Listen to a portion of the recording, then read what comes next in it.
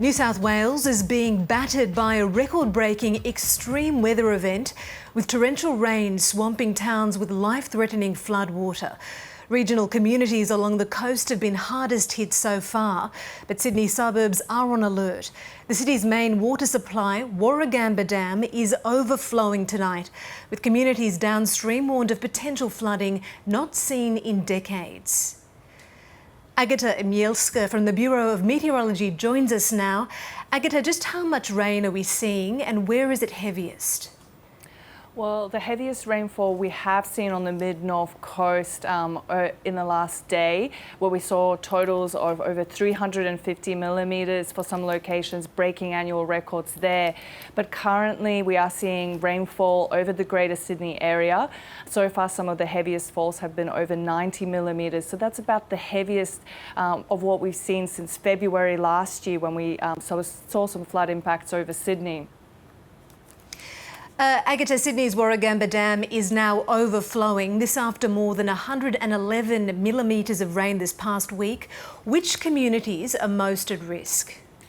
So with Warragamba overflowing, it's really the communities downstream of the dam that are at risk. We do have a moderate to major flood warnings for the Hawkesbury Nepean. So that includes communities in North Richmond, Wallachia, Penrith, Sackville. So really important for communities in the Hawkesbury Nepean, again downstream of Warragamba Dam, to keep a really close eye on the warnings and the current flood situation.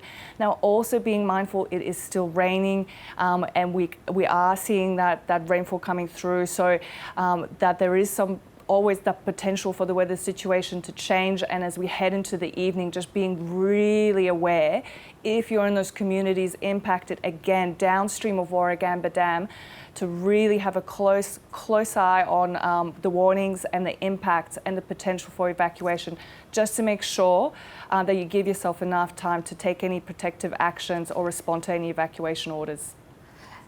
Now, on that point of changing weather conditions, in terms of the Hawkesbury Nepean Valley catchment, how is the timing of the rainfall likely to affect the outcome there? Yes, with that timing, we are seeing that rainfall coming through. So of course, again, just keeping in mind that we do have those warnings current for those moderate to major, and of course those impacts and those river rises will be happening overnight and into tomorrow as well. So again, having a close look, depending where you are, which community there, just on that timing, and again the specific impacts of the region where you are. Now, Chester Hill in Greater Western Sydney took a turn for the worse due to an unexpected mini tornado. Also, wider concerns around damaging gusts, surf and swell hazards. Could we see more of these volatile systems popping up? Well, we're definitely seeing stronger winds, particularly in that coastal fringe, so making for those more hazardous conditions. But we did see quite an intense rainfall burst with some very damaging winds there. That was a very localised, specific event. We've always got a bit of a risk of that when we are seeing severe conditions, but we're unlikely to see something quite like that. Again, really important to be aware of it.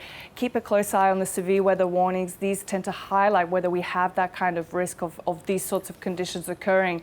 But really, it's that widespread, persistent and potentially even heavier rainfall that we're seeing, and of course those flood impacts, and again being really across those flood warnings and the impacts associated for communities. Looking ahead, how is the system developing over the next 24 hours and into the next week?